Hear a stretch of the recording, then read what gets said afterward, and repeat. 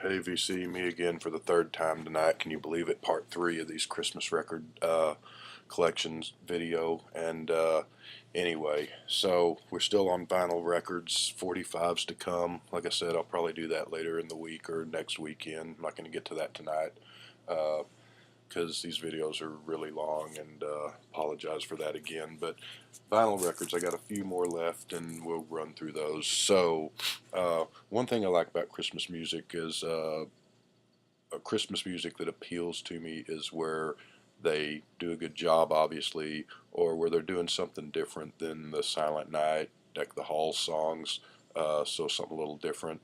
And I don't even mind if they're doing Silent Night or Deck the Halls or Santa Claus is Coming to Town, as long as you can tell that the performer's heart's in it, or that they're trying to do something new or fresh or different with it.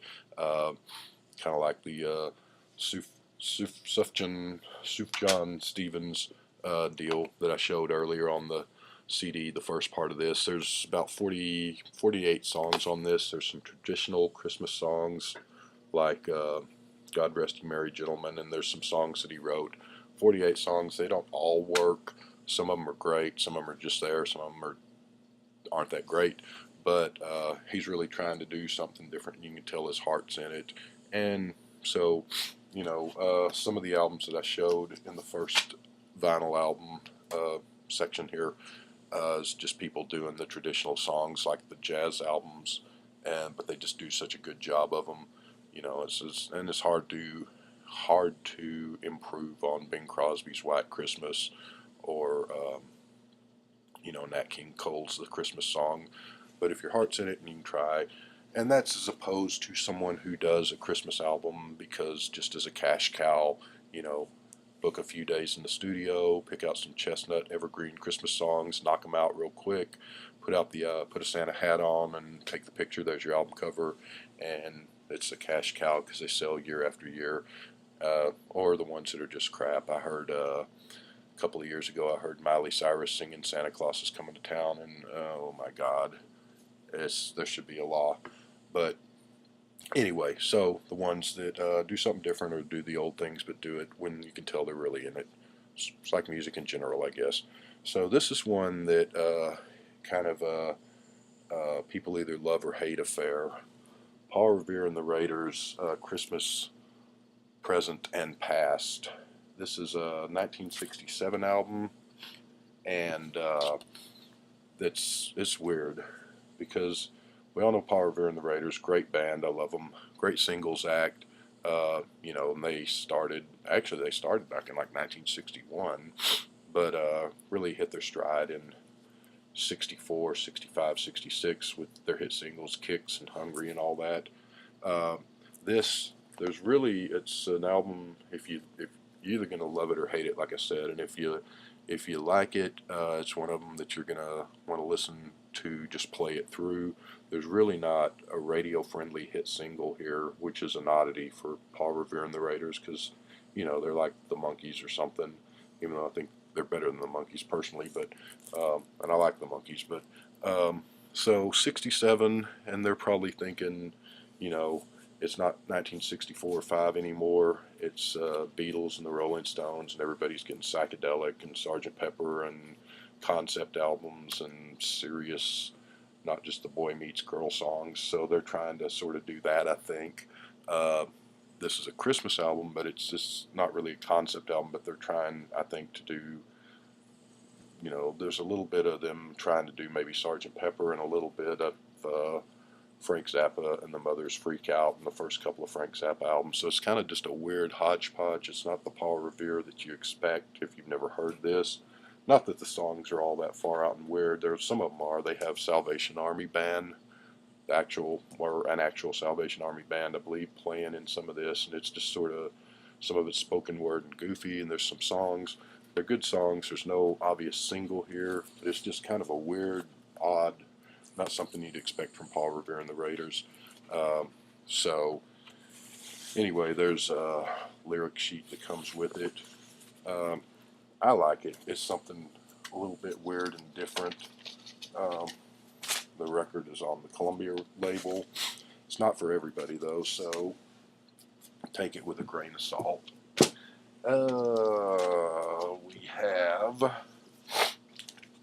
course, and I showed this in the CD first portion of the videos, but I got this on vinyl last year.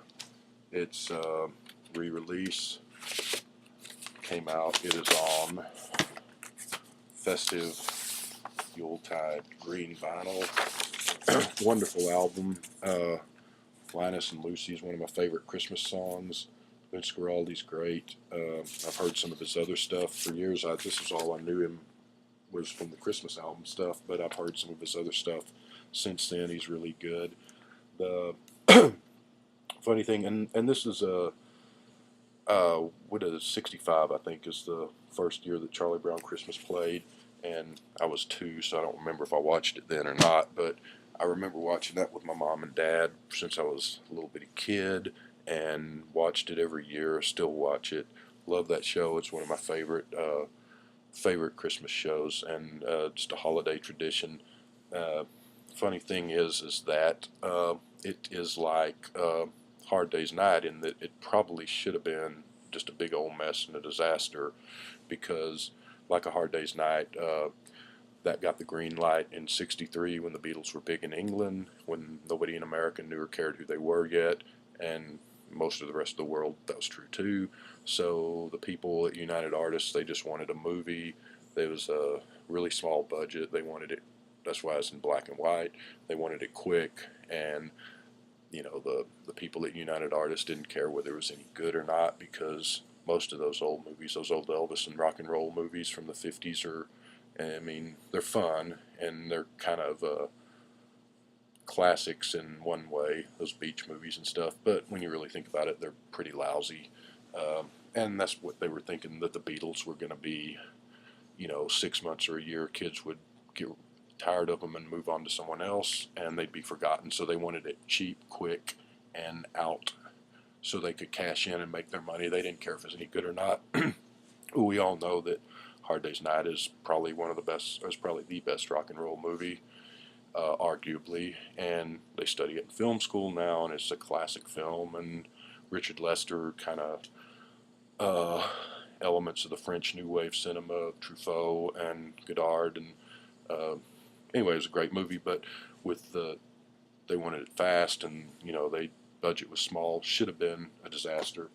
With Charlie Brown Christmas, it was the same thing. They make a long story short, they got in touch with Charles Schulz, wanted him to do a Christmas show because Rudolph had come out in '64, so they thought, let's do a Charlie Brown. Snoopy is really big with the kids, let's do a Christmas special. They got in touch with him. They actually got in touch with his manager in like May of '65, if I'm remembering my dates right. Said, let's do this Christmas show. The manager said, yeah, it sounds good. Okay, but we need it this Christmas. So that gave them 6 months because they needed it by November. He said, yeah, okay. He hung up and thought, oh my God, what did I do? I just agreed with this without even asking Charles Schulz. Calls Charles Schulz up. Surprisingly, Schulz doesn't come over to his house and strangle the guy. He says, well, okay, let's try to do that. So 6 months they had to figure out, what are we going to do? They had to write a story, or come up with a story, write a script, do the animation, find the actors to do the voices, and do the music. And well, we all know what happened. It's you know, it's a classic, Charlie Brown Christmas. It's played every year since 1965. And surprisingly, the network, when they gave it to them in November, the network hated it because of Linus's whole little monologue about the meaning of Christmas and Jesus in the manger and Star of Bethlehem, because they thought that the religious content would turn advertisers and a lot of the viewers off, a lot of people that, you know, aren't particularly religious but like Christmas. And so they thought, this is a disaster, but it was already, they paid for it and it was done, so they were gonna, we'll play it, probably it'll bomb, and we'll probably just never show it again. Well, we all know what happened. It became a huge hit. But blah blah blah, and in addition to all of that, they needed music, so they called Vince Guaraldi. I don't know, Charles Schulz or whoever got in touch with them and said, hey, we need the music for this Christmas special we're doing. And he said, well, okay. And they said, well, we need it in 3 months. So just like the Christmas show had to be done in in 6 months. They had to do the music in like 3 or 4, and he could have just said okay and sat down and done Jingle Bells and you know, Deck the Halls or something. But he came up with all this original music. Brilliant, wonderful Christmas album, a timeless classic, and so wonderful, wonderful working under pressure type thing. Anyway, let us see. Let's go to this one next. Bob Dylan, Christmas Time is in the Heart, on vinyl, which is pretty hard to find now. The vinyl is out of print, and it's pretty pricey if you can find a copy of it, and you can still get it on CD. This came out 2009, I think. There's I don't know who these guys are. Looks like old pictures of old guys, and not old guys, but pictures from way back when. Doesn't look like a contemporary picture. There's the label. There's the upside down version of the flip side, and like I said, it's still available on CD, but the vinyl is out of print. Worth getting though, because I think it will only go up in value, I would imagine. Dylan did this. I think all the proceeds went to some charity, I don't know which, and the album came with a CD inside the album too, which I have over there, so that was nice of them. People are mixed on this. Some people like it, some don't. I like it a lot. I think with Dylan, it's always hard to tell whether he's just having fun pulling our legs or whether he's serious. I think he's serious here. I think this reminds him, and it's in that style of old time Christmas albums, the kind of things that our parents listened to, and I think for him too, this is, even though he's Jewish, but nonetheless, I'm sure he saw Christmas decorations and Christmas music when he was a kid growing up, and it kind of harkens back to the old 50s, 40s era of style and music, and it's your typical Here Comes Santa Claus, Do You Hear What I Hear? I like his voice on these. I think it fits these songs perfect. I think it's a great Christmas album. It's got that old-timey feel, and I'm a fan, so some aren't. I am. Bob Dylan, pick it up. I said in the first part of these videos about the Beatles Christmas album and how I found a copy of that on a bootleg back in '77 or so, and didn't initially know whether the Beatles Christmas album was just them doing traditional Christmas songs or what was on it. I heard about it around about 73, 74, somewhere around there, 74 or so. So yeah, anyway, without further ado, this is not the bootleg I got in '77. That was just a white label. I got this recently, and this is a bootleg. The real one is blue, not green border, and the Beatles Christmas album. I would love to have an original, but I don't happen to have $500 or $600 sitting around. So, and this is cool. It comes in a hardcover sleeve, a paper sleeve, and green vinyl with the red apple. The originals are on black vinyl. Whether they have a red apple or not, I don't know. I think maybe they do. Maybe it's a green one. I was about 7 years old in 1970, so I was not a member of the Beatles fan club, unfortunately. Neither were my brothers. I wish they were, because then they would have original copies of the 45s that they sent out every Christmas and the Christmas album that I could have swiped from them, but they weren't. So this has their Christmas messages. There are 7 of them from 1963 to 1969, and we've all heard these on the radio. It's them having fun and goofing around and a little bit of songs. There's Christmas Time Is Here Again song on one of them, which is a really good song. I wish they would have taken the time to flesh that out, and that's great as it is, but I mean, I wish they would have released that as just a regular single, because it could have been a Christmas hit. like I said, I never heard these on the radio until like the late 70s, early 80s, and then every year since then I've heard them on the radio around Christmas time, little Christmas messages. But back in the 70s, they didn't really play them on the radio. I don't know if they played them on the radio back in the 60s or it just was these little 45s that went to the fan club kids. So obviously the 63 one only went out in the in the English British fan club because there was no Beatles fan club in America in '63 because Americans didn't know who they were. Uh, and American kids actually kind of got a raw deal because it gets confusing. But in '64, the American Beatles fan club they sent out in England they got the 1964 fan club record. In America, they got the 1963 fan club record, and then I don't think they ever got the '64 one in America. And then there was one year, '65, I think, when the American fan club, the record pressing tape arrived late or something, so they ended up not sending it out that year, so they didn't get the '65, or maybe it was the '66. The English kids got all 7 of these every year if they were stayed members of the fan club. And then 1970, the Beatles haven't broken up. They didn't have a new fan club 45, so they put this album out. So the American kids in the fan club didn't actually get to hear all of these unless they could somehow get hold of the British 45s until the album came out in 1970. Uh, it's confusing, but anyway, so yeah, and these are great. These are fun. I love them, and it's not Christmas unless I hear these. I like the early ones best, the ones up through '66 or so, because the '63 one's a lot of fun because the Beatles are huge, but they're huge in England and maybe like France and Germany, but the rest of the world could care less and doesn't know about them.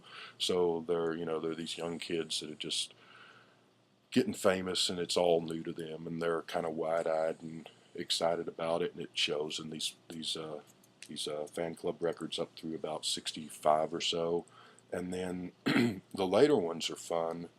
They're fun up through '67. The '68 and '69 have their moments, but they're not as fun as the early ones to me because up through '67 they did these together as a group, set aside some studio time and went in there and goofed around and had fun doing them.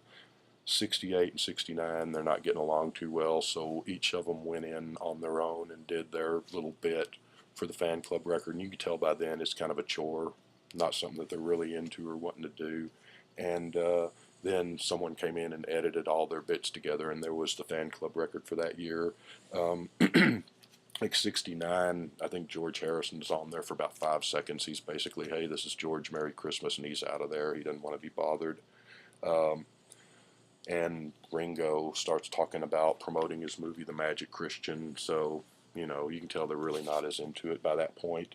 Um, Funny thing is that the story I've heard on this is that in '63, because they had the British Beatles fan club that started, I guess, in '62 or whatever, shortly after Love Me Do 45 came out, and they were getting a lot of kids signing up, and they were sending out little newsletters.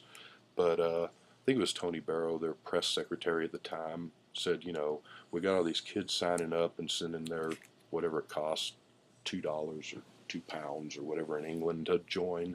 And so we really ought to be sending something out to them for this money other than just a letter to welcome them to the fan club. And he had the idea, let's do a Christmas record, which he told Brian Epstein. Brian Epstein said, nah, I don't think so. That's too much work. Because the Beatles, I mean, they were working like dogs. If you look at the books that show their tour schedule and recording schedules in '62 through about '64, I mean, they were working 340 days of, just constantly get up, go to the BBC radio station to do a show, go to the recording studio to record some songs, go out and play a show somewhere in England or go on tour later in other countries. And it's a wonder they didn't just drop dead of exhaustion. And then in between that time, they're supposed to write new songs and somewhere in there find some time to spend by themselves. So just makes what they did even more incredible when you think about it in such a short time and under all that pressure and work. But so anyway, but Brian Epstein didn't like the idea of doing Christmas records, but then the Beatles heard about it and they loved it, so they overrid him. Yeah, they trumped him and said, no, we're doing it. And that's where they came. Probably didn't have any idea that they were going to do it every year at that point, but so classic stuff and great stuff. And on that note, I wanted to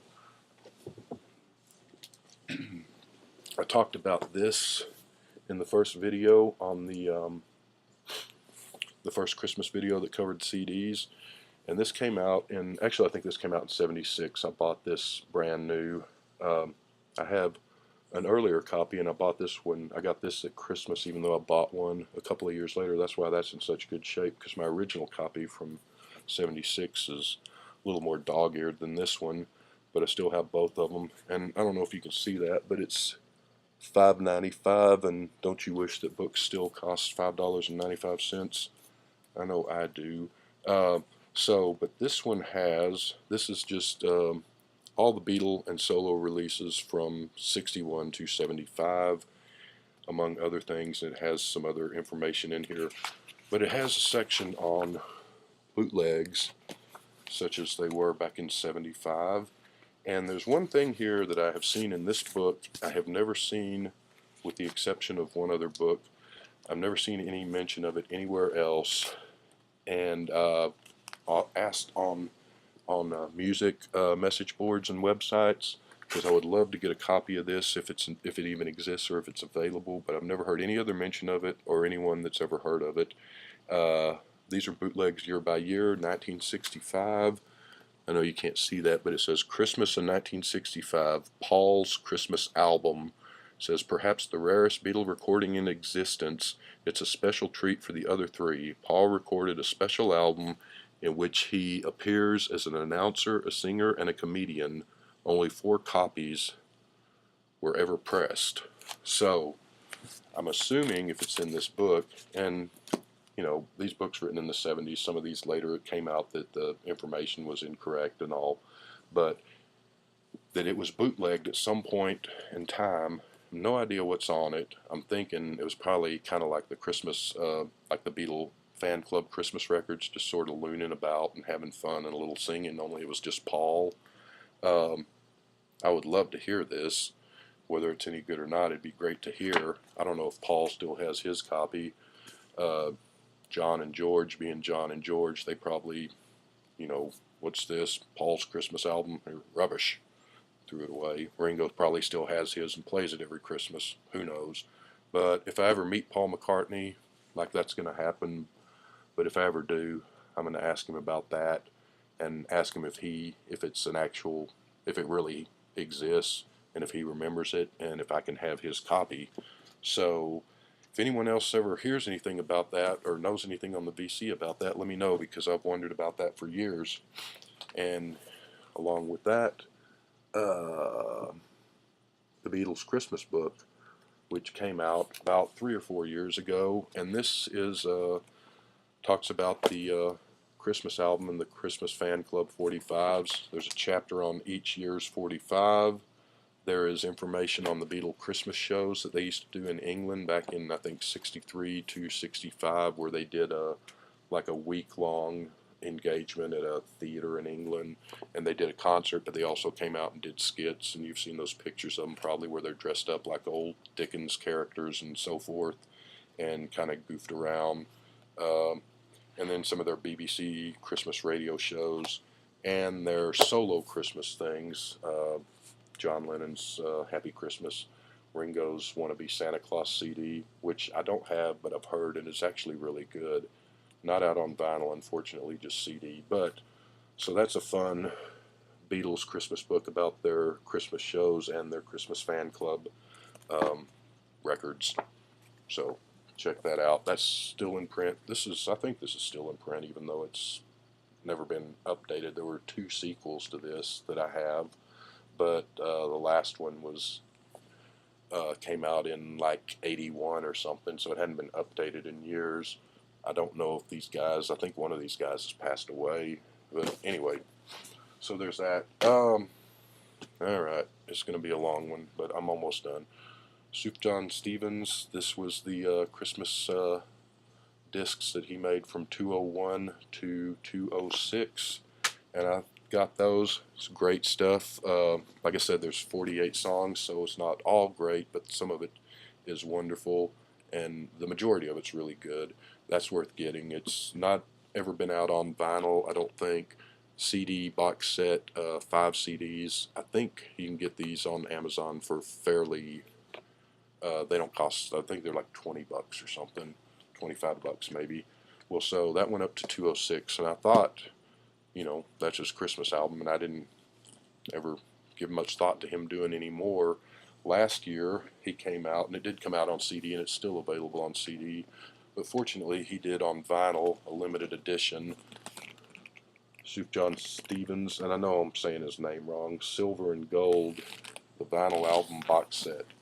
So, and this one has like 50 something songs, 56, 58.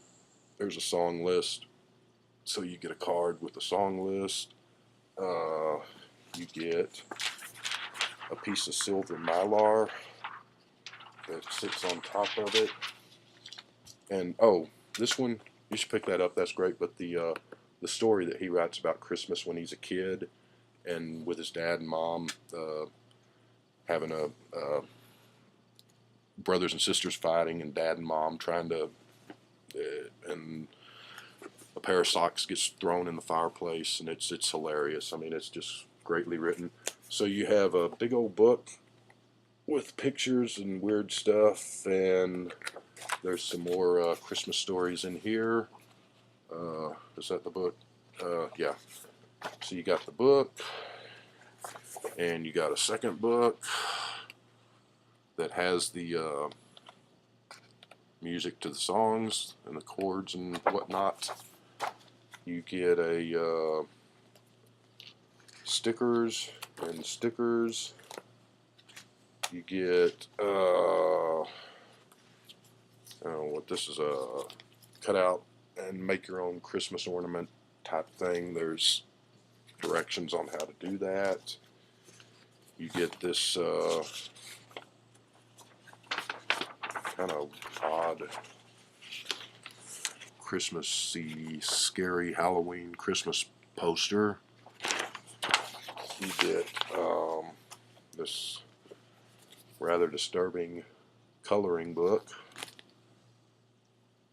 I guess he was a fan of those horror movies, the Santa Claus Sleigh Night, or those, I don't know. Anyway, coloring book, yeah. So, I don't know, it was Friday the 13th type movies that were like Santa Claus related. Can't remember the name of them now. And you get, it'll come out of here, the albums. There's volume 6, and I guess this goes from 207 to 211, something like that. So, volume 6, 7, not all of these are kind of weird for Christmassy covers, but 8, goes to volume 10. There's volume 9. And volume 10, and again, it is a collection of traditional Christmas songs. There's the inner sleeve. I think they all look pretty much the same. A lot of traditional Christmas songs and a lot of songs that he wrote himself. With 58 songs, it's a grab bag of good and so-so, and a couple of just flat-out weird things, but pretty much everything works. There's nothing terrible on here, and there's a lot of great stuff. He does a lot of different styles of music. If you know Stevens, there's the folksy stuff. There's kind of the techno stuff. There's just rock and roll. There's banjo. He's a lot of friends of his. Some of it's just really beautiful. He does a cover of Alphabet Street by Prince, which is, I don't know what that's got to do with Christmas, but there's a lot of stuff. Download card is in there, and it's really good. Christmas Unicorn is like a 12-minute ender, which is cool. This is really fun, and this is really fun. So I would suggest getting both of them. These are still around, even though they're limited edition. They're like 140 bucks, but you can get them on CD for significantly cheaper. Both worth getting. So that is the albums. I've got a Father Christmas by the Kinks radio station promo copy over there, but I'm not going to walk over there and get it. It's one of my favorite Christmas songs ever. The Kinks are great, so check that out. Maybe I'll show that when I show the 45s, which I will do not now, next week. So happy Thanksgiving coming up, and have a good weekend.